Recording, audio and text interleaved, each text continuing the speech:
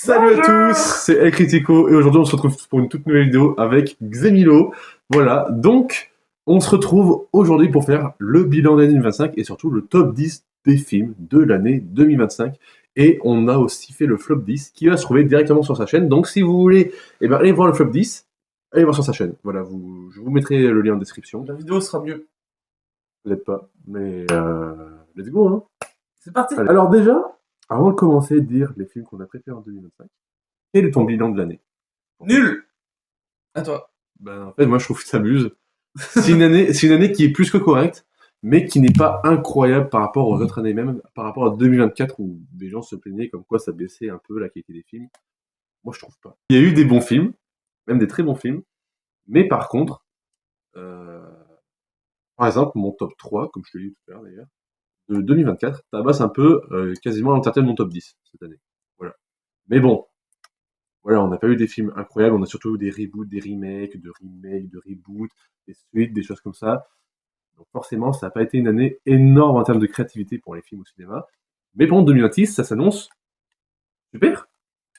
Il y a des gros films qui arrivent. Ouais, non, mais moi, je pense que ça s'annonce super. Parce que voilà. Je pensais que l'année 2025 aussi serait super, mais finalement, pas tant que ça. En fait, quand tu regardes un peu, c'était un peu prédit avec tous les blockbusters de suite, tout ça. On a eu beaucoup de pétards mouillés en blockbuster, donc c'est ça que ça n'a pas été foufou.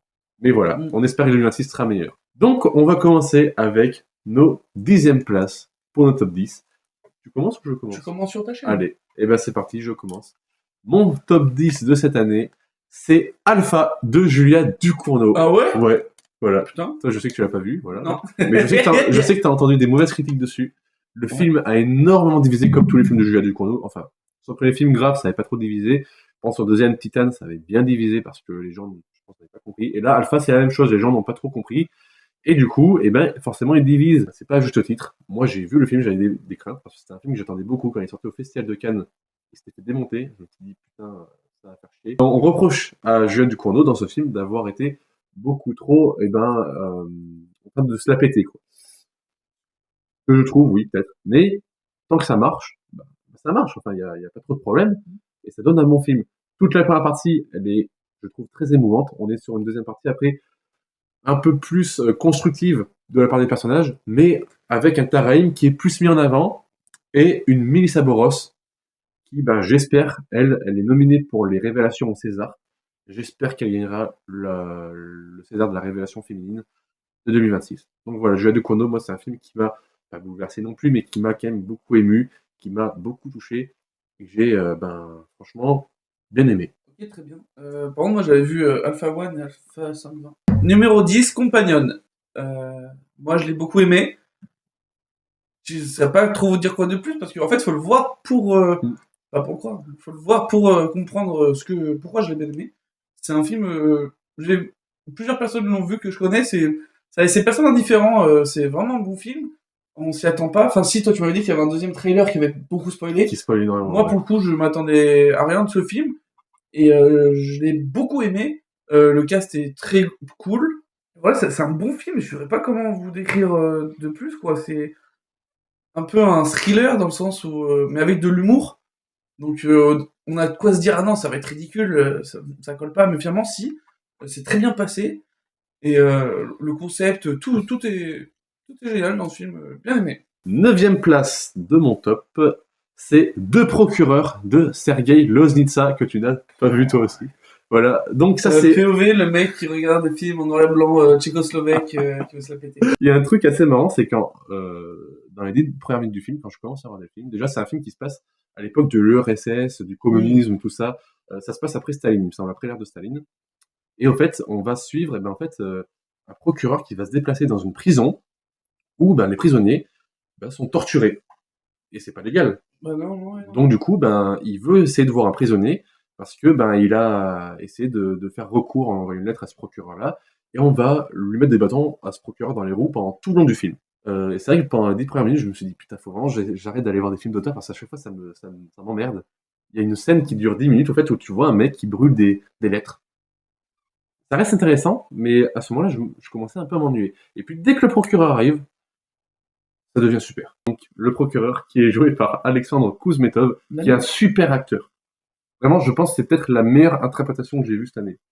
Dans un film. Vraiment, il joue super bien. Ok. Il sera pas nominé aux Oscars parce que le film n'a pas été trop reconnu, mais pour moi, il l'aurait mérité. Et à ce moment-là, à partir du moment où le procureur arrive, en fait, le film, Change de il dimension. prend, il prend, il prend pas un tournant, mais il prend un risque. En fait, il va être super lent, le film. Comme au début. Et en fait, moi, quand le procureur arrive, je comprends pourquoi en fait, le film est long. En fait, c'est un film où les gens, vu que les gardes de la prison vont le faire galérer, le directeur de la prison va le faire galérer, va le faire poroter pendant je sais pas combien de temps, pour l'empêcher de voir le prisonnier qui se fait torturer, et pour empêcher qu'il y ait une plainte contre eux. En fait, voilà, c'est juste de la corruption, quoi. Moi, j'ai beaucoup aimé le film, et surtout avec une fin qui est assez brutale, assez glauque, et tout le long du film, on a cette espèce d'ambiance très froide qui ressort super bien, et je trouve que c'est franchement un super film très intéressant. Moi, numéro 9, alors c'est beaucoup moins, euh, Ça y est. ouais, beaucoup moins détaillé comme film, c'est Sinner. Ah, c'est bien. Ouais, j'ai bien aimé ce film. J'aime beaucoup les films où ça joue beaucoup avec la musique. Ça, c'est mon petit péché mignon dans le cinéma. Oh, petit péché Et mignon. celui-ci ne fait pas abstraction. Euh, et le film est bien. Michael B. Jordan, il joue deux personnages. Bon, il joue pas ultra bien. Michael B. Jordan qui fait du Michael B. Jordan, quoi. C'est comme à son habitude, sauf que là, il fait deux personnages. Mais le film est quand même cool. Il y a des retournements de situation assez pas mal. Moi, je m'attendais pas à ce que ça prenne cette direction-là. Donc, ouais, c'est un film qui m'a pas mal surpris. Et voilà. Très bonne surprise. Numéro 8 de mon top, c'est, attention, Zootopie 2. Oh, quoi? Zootopie 2, ouais. Surprenant, toi, hein. Ouais, vraiment, très surpris par ce film. J'avais des mauvais pressentiments. J'avais l'impression que Disney, bon, ils ont fait ça que pour la thune. Sauf que là, c'est un bon film qui est fait pour la thune. Et ça fait plaisir. Réel. Alors, il est pas mieux que le 1. Le 1, je trouve, est meilleur. Mais par contre, le 2, il m'a procuré des émotions que je n'avais pas ressenties depuis un petit moment. Enfin, des émotions quand t'es un enfant, tu vois. Quand tu ressens une Ouais. certaine magie, tu vois. Bah, je vais te parler Un quand cer- il y aura Toy Story 5. voilà, un certain attachement, tu vois, au personnage. Ouais, ouais. Et j'ai beaucoup aimé. Et puis surtout, il y a des scènes qui sont, je trouve, super stylées dans ce film. Enfin, il y a des scènes d'action, c'est super généreux. Il y a un super rythme. Les deux personnages principaux sont toujours super, comme le 1. On ressent toujours, voilà, une bonne cohésion, une bonne alchimie. Ouais. Dans un lit. Et du coup, franchement, non, Zootopie 2, vraiment super. En plus, il y a des bonnes refs à Shining, Ouais. à Ratatouille. Carrément. Vraiment. Carrément. Enfin, moi, franchement, je sais que c'est un film qui a beaucoup buzzé parce que, bah, voilà, c'est Zootopie, tout ça, mais en fait, il y a de la qualité derrière, je trouve. Voilà. Les animaux. Moi, clairement, c'est mon film c'est mon film d'animation préféré de l'année. Alors, moi, c'est une grosse surprise parce que je m'attendais pas à autant bien aimer ce film. Je me recadre pour cadrer. Predator Badlands. Oh! Ouais, je m'attendais pas à autant le kiffer. Parce que tous les Predators, je les mets un peu dans une liste où je me dis c'est OSEF. Absolument tous. Et pour moi, le pire, c'est The Predator. Il y a juste Prey que j'ai trouvé que vu qu'il y avait C'est intéressant. une Ça. réinnovation du genre, je me suis dit ok, c'est pas le meilleur, mais c'est le plus intéressant. Kill of Killer, bah, je l'ai remis dans la catégorie des Predators un peu OSEF, voilà. Mais celui-ci, il m'a vraiment surpris sur plein d'aspects. Et c'était très intéressant sur le mythe bah, de la créature, des créatures du Predator. Et le délire qu'ils aillent sur une autre planète, qui doit chasser une bête. Au milieu de ça, il y a les synthétiques et tout. Bon, je sais pas exactement si c'est une référence à Alien, etc. Mais bref, tout le film est cool et transpire la bonne idée. Genre qu'à la fin, ce soit un peu une famille, parce que justement, les prédateurs, c'est des mecs qui sont que entre eux. Et là, d'avoir un prédateur différent et pas trop con, c'est vraiment cool. Super divertissement, en fait. Ouais, je pense que c'est le divertissement de l'année pour moi. Genre, je l'ai vu, il m'a pas mis un tunnel où je me suis fait chier. À aucun moment, genre tout le long, j'étais dedans et je me putain, c'est bon délire, tu t'ennuies jamais, c'est intéressant. Il y a des beaux visuels en plus pour passer Ouais, tout c'est ça. Non, très bon film. Des Ouais, créatures originales aussi. ouais je m'attendais pas à autant de kiffer. Top Ok. 7. Top 7, top 7, 7, Battlefield 7. Ah, mais c'est toi. Là, il y a 3 minutes, on peut monter, je casse les couilles. Numéro 7 de ce top 10, c'est un autre film de science-fiction, j'ai trouvé bien meilleur. Pour moi, c'est même le blockbuster de l'année. C'est Avatar de Feu et de Cendre.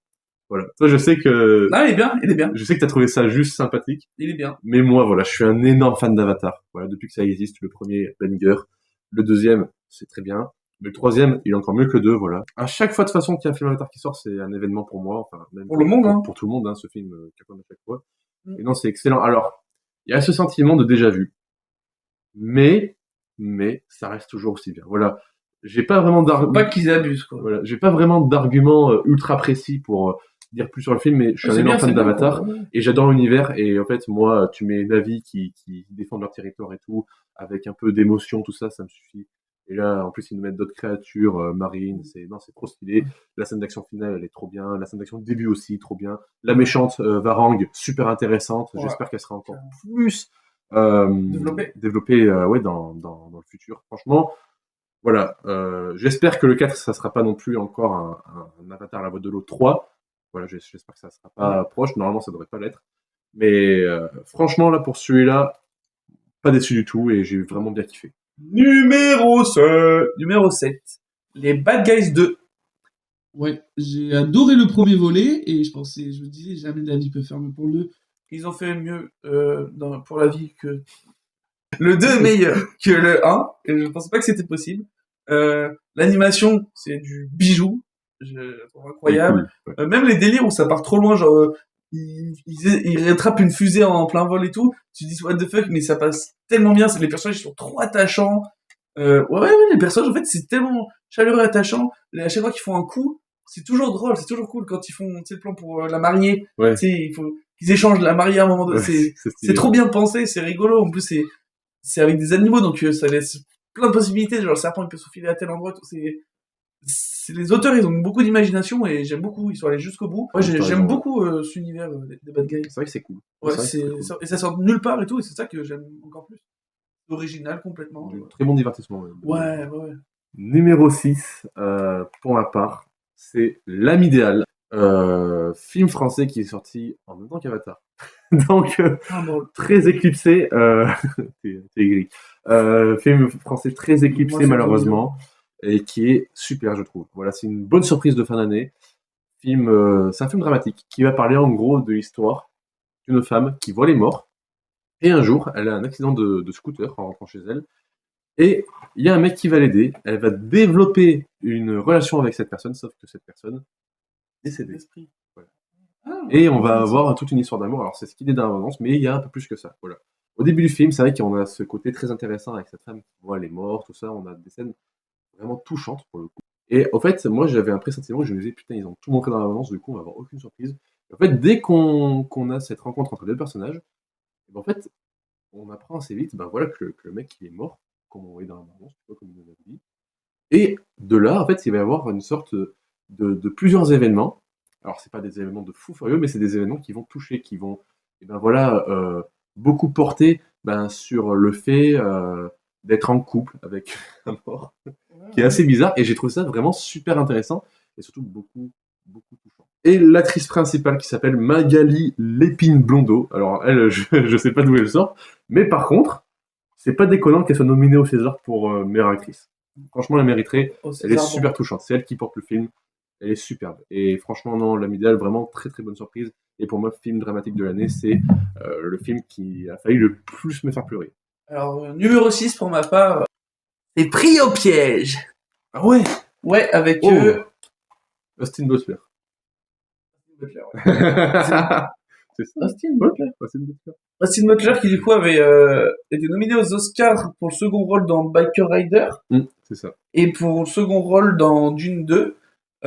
Acteur qui sort un peu de nulle part, une sorte d'ovni. Ouais, voilà. Qui sort un peu de nulle part et finalement fait bien le taf.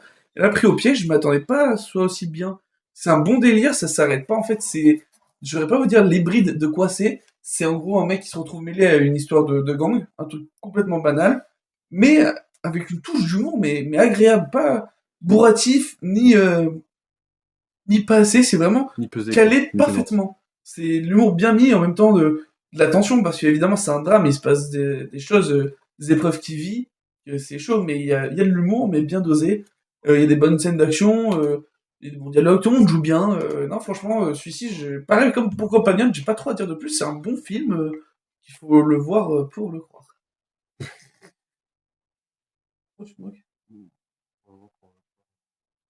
Alors là, on passe au top 5. Top 5, pour ma part, c'est Dossier 137 de Dominique Moll avec Léa Drucker. Moll, la bite. Donc Dossier 137, c'est vraiment une super surprise. Il est bien, Franchement, ouais, il est bien. franchement, non, moi j'ai vraiment trop kiffé. En fait, c'est un film qui réussit à te faire monter en pression tout le long. C'est une histoire vraie en plus, non? Oui, oui, oui. Enfin, c'est pas vraiment ça, c'est inspiré d'une histoire vraie. Ok. C'est autre chose. Mais oui, en fait, ça parle sur l'époque des Gilets jaunes. Alors, on avait déjà eu un film que j'ai trouvé plutôt bon avec Virginie Fira cette année, qui s'appelle Les Braises, mais c'était du côté des Gilets jaunes qu'on voyait. On avait le point de vue des Gilets jaunes. Et là, cette fois-ci, Dossier 137, ça se concentre du point de vue de la police. Et Et ceux qui enquêtent sur la police. ouais, voilà, exactement. Sur la police de la police. Voilà, la police des polices. Et Léa Drucker va jouer une enquêtrice qui va chercher à comprendre pourquoi il y a eu cet accident avec ce gilet jaune, pourquoi les policiers l'ont tiré dessus. Et tout le long du film, moi ce qui m'a beaucoup marqué, c'est que ça nous fait monter en pression, mais un peu de mal. Enfin, Pour un truc pas ouf, pourtant. ouais, au début, ça commence tranquille, tu vois. Mm. C'est posé, le film se déroule normalement, et puis d'un coup, en fait, là où il y a une tournure, c'est quand elle commence à convoquer les flics dans son bureau, et tu sais, qui parlent. Ouais, c'est une vraie enquête, ouais. Et ce que j'ai trouvé super dans ce film, vraiment, ce qui m'a vraiment. On dirait que c'est vrai, on dirait que c'est Ouais, vraiment bon, ouais. C'est bien joué. Ce qui m'a vraiment marqué, déjà, c'est que c'est super bien joué. C'est naturel, quoi. Ouais, mais en plus, ça s'appuie sur des espèces de détails que, tu sais, c'est vraiment. Enfin, c'est pas pour rien que Dominique Moll a fait une immersion dans la police pour faire ce film. Mais alors là, vraiment, le mec, il s'en est vraiment servi à la perfection, quoi. Enfin, super. Même l'écriture du film, super. Mais ça reste juste. Voilà, c'est un film qui réussit à rester juste malgré son propos qui est quand même assez sensible. Et franchement, le fait que ça monte en pression tout le long du film, j'ai trouvé ça super. Enfin, moi, à la fin du film, ça m'a un peu marqué même. Et franchement, gros kiff celui-là. Je m'attendais vraiment était bien. pas à une telle écriture. C'est ça qui m'a surtout marqué. À moi, numéro 5, Weapon, en français, évanoui. Alors, casting très bon. Non, c'est du lourd. Concept très cool, inspiré d'une histoire vraie, même si c'est vraiment une inspiration d'antenne à la Crazy Bear, quoi. Et un concept très cool. En gros, le pitch du film, c'est un soir, à la même heure, au même moment, il y a une vingtaine d'enfants d'une même classe qui partent en courant à un endroit et on les revoit plus jamais. Et du coup, le film se base sur ça. On va suivre plusieurs personnages qui ont leur point de vue et pour essayer de retracer l'histoire pour savoir où sont ces enfants. Et tout ça dans une histoire un peu de magie noire, de vaudou, etc. Et c'est putain d'intéressant. Et faut savoir que j'aime pas du tout les films d'horreur. Pas que ça me fait peur, parce que je trouve la plupart à chier. Parce que la plupart des films d'horreur de nos jours, c'est... Des jumpscares, quoi. Enfin, ouais, c'est... Il se passe rien d'un coup. Hop là, screamer. Elle crie, elle court, elle tombe, elle rallume la lumière, il est plus là. Ça 5 fois dans le film, ensuite... Oh non, c'est lui le grand méchant. Enfin bref. Où ça mélange action, un peu d'humour aussi, en vrai, des fois. Mais avec cette tension de putain, qu'est-ce qui s'est passé? Et c'est super intéressant les points de vue de chaque personnage. Je pense beaucoup à la perf de George Brolin, parce que c'est je trouve, le plus humain qu'il y a eu dans la réaction la plus humaine dans le film, et qui a sa meilleure rédemption aussi. Et c'est trop intéressant, et même quand il y a des jumpscares, ils sont putain de bien faits. Pour l'avoir vu 3 fois au cinéma, c'est vraiment, j'ai beaucoup aimé celui-là. Non mais t'as raison pour ce Weapon, super film, parce qu'il est 4ème de mon top 10. C'est vrai? Voilà, ouais. Oh bah, top 4! Donc voilà, top 4, Weapons. Top Super film d'horreur. À un moment, j'avais pas vu un film d'horreur aussi bien. Il y a eu pourtant des prétendants cette année avec Together et Substitution, que j'ai beaucoup aimé aussi. Bien. Mais alors, Weapon, trop bien. Franchement, trop bien. Zach Krieger, super réalisateur. En plus, il va faire, en 2026, là, Resident Evil. Un nouveau Resident Evil. Moi, j'y crois. Avec lui, franchement, j'y crois. Ah, mais là, oui, par contre... Il s'est super bien mélangé le what the fuck à l'horreur. Enfin, ouais. C'est génial. Pareil que toi, Josh Brolin, Joey Garner, joue super bien. Et l'actrice là qui joue la sorcière. Ouais, Clarisse là. C'est une antagoniste. Ouais, la scène où elle rentre dans la cuisine. Ouais, oh là là, mais quelle... C'est une antagoniste d'horreur. Et la première fois qu'on la voit, on s'attend pas à ce que ce soit la méchante. On la voit juste à la forêt faire coucou. C'est inattendu, c'est trop fort. Ça sort de nulle part, ouais. Et il y a des scènes... C'est osé. Il y a des scènes vraiment dérangeantes. Non, vraiment très très très bon film, Weapons. Un film avec ce côté goofy, qui réussit à être dégueulasse et dérangeant en même temps, c'est super. Franchement, moi j'avais beaucoup d'attentes pour ce film, c'était peut-être le film d'horreur que j'attendais le plus de l'année. Aucune déception. Et souvent, il y a le cliché de genre dans les films d'horreur que les personnages sont cons, genre ils vont dans le sous-sol et et tout. Ouais. Non, là, ils ont tous des réactions sensées, même pour les personnages les plus cons, genre tu sais, le gamin qui rentre dans la maison et tout. Il a la réaction sensée, il voit des gens figés, du coup il en prie pour voler.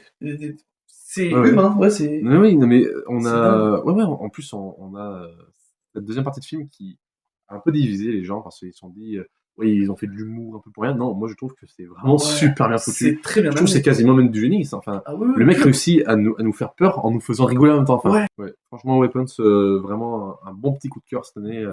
Très très belle découverte. 4, du coup, pour ma part, l'amour, c'est surcoté, avec Hakim Gemili et Laura Felpin. Je m'attendais pas à autant kiffer. À la base, ouais, je m'attendais à voir un film comme le Routard avec lui, ou comme on a l'habitude de voir, un truc un peu gnangnan. Plus Laura Felpin, bon, elle est sympa dans Le Flambeau ou dans d'autres œuvres, dans des courts-métrages, mais je m'attendais pas à grand-chose. Et dès que le film se lance, tu sais qu'il y a la scène de vélo, là, et qu'il annonce qu'il est mort, Ouais. rien que là, tu dis, où est-ce que j'ai mis les pieds?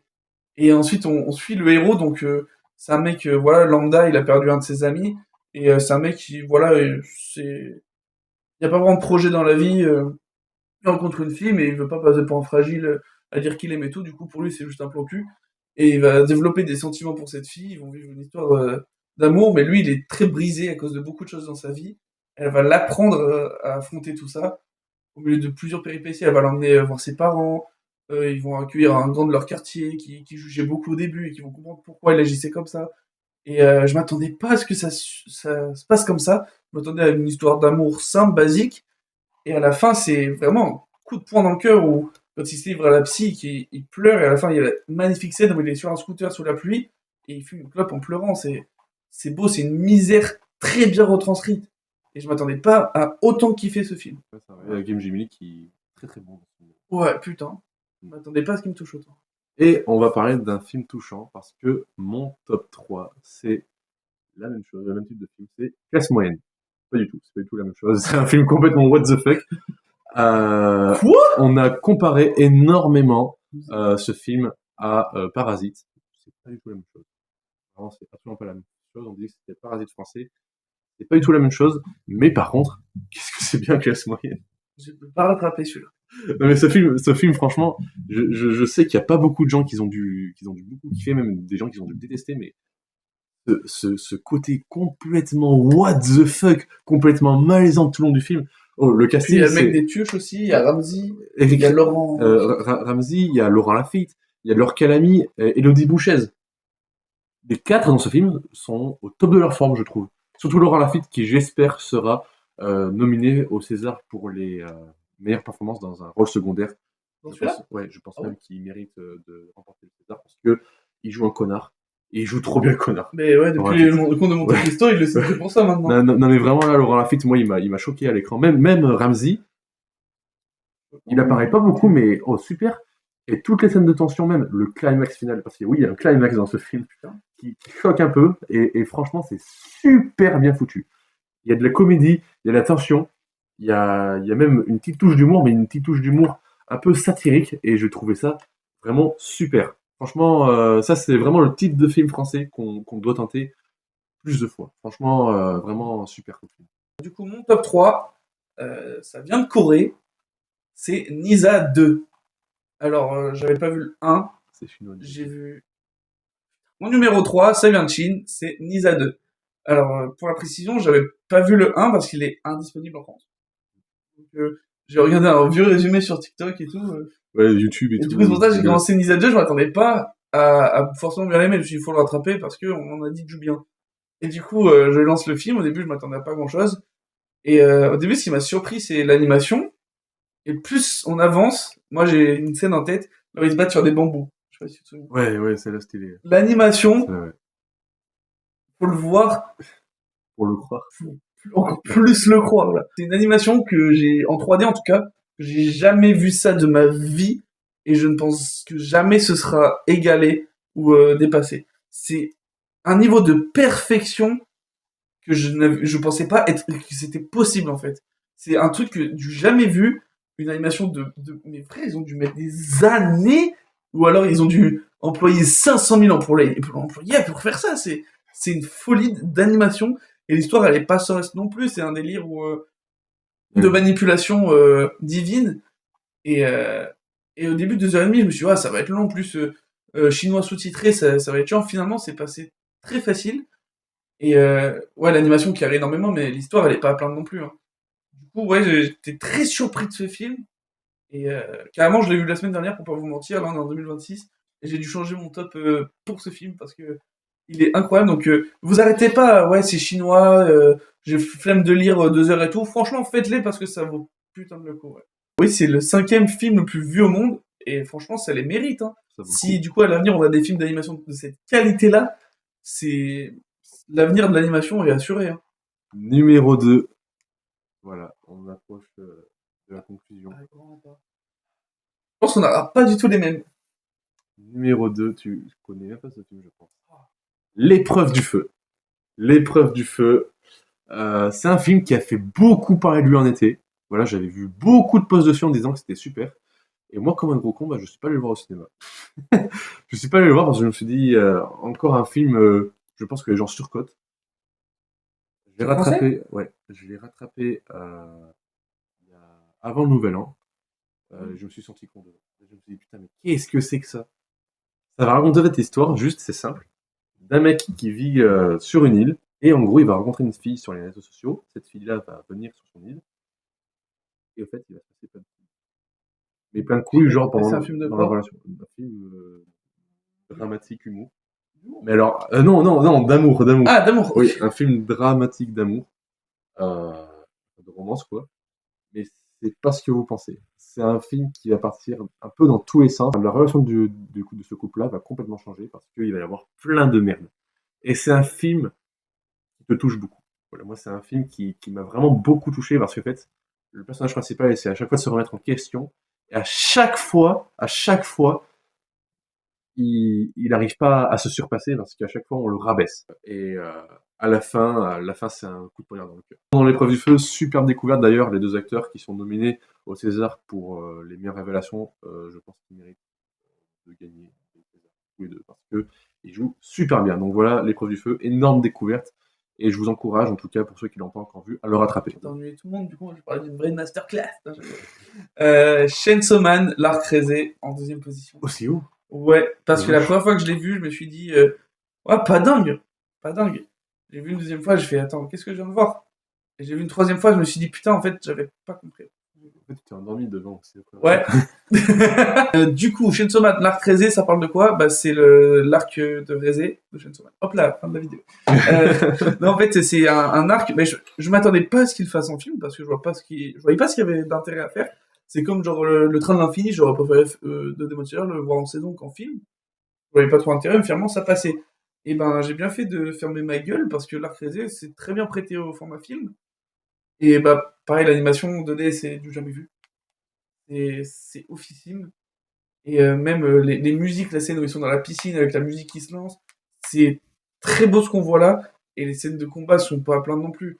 Le moment où justement Denji est endormi et tout, et il se passe un peu entre eux et réaliser le pourchasse, c'est incroyable comme poursuite. C'est, je pense, la meilleure que j'ai vu de ma vie. Là où ils invoquent les renards et tout. Enfin bref, il y a de la bagarre constante, c'est du pur shonen. Et, mais pas débile. Même la scène finale où ils sont en 1v1 et ils préfèrent se sacrifier en la capturant dans l'explosion, c'est incroyable. C'est un sacré coup de poignard et quand tu sais ce qui va se passer après dans Chainsaw Man, etc., j'ai pas pu passer à côté de ça et du coup, ouais, vraiment top 2. J'ai beaucoup kiffé ouais, l'expérience. Est-ce que t'es prêt pour le numéro 1? Allez, envoie-le-moi. Numéro 1, c'est Le Roi Soleil. Le Roi Soleil, super film. Super film. Énorme surprise. Franchement, quand je voyais la bande-annonce, je me disais, ça a l'air d'être sympa, mais sans plus, tu vois, ça a l'air d'être Ouais. divertissant. Mais quand tu vois le film, comment ça part en live tout le temps, j'adore ça. Non, vraiment, ça s'arrête jamais. Ça commence un peu tranquillement, tout ça. Il y a cette intrigue, ouais, où voilà, ils vont faire un accident, ils vont tuer le papy, qui Et gagner l'auto. qui gagne le loto.